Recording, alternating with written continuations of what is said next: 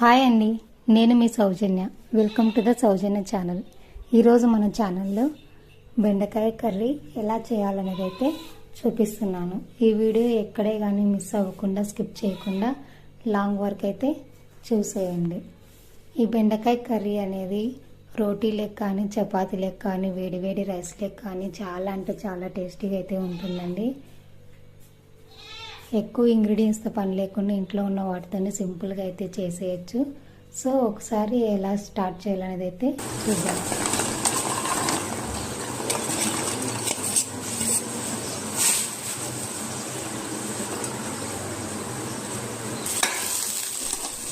బెండకాయలు ముందే కట్ చేసి అయితే పెట్టానండి. బాగా శుభ్రంగా అయితే వాష్ చేసి మనం ఒక స్టవ్ మీద ఒక ప్యాన్ తీసుకొని అందులోకి మనం కట్ చేసి పెట్టుకున్న బెండకాయలు అయితే యాడ్ చేసుకోవాలి.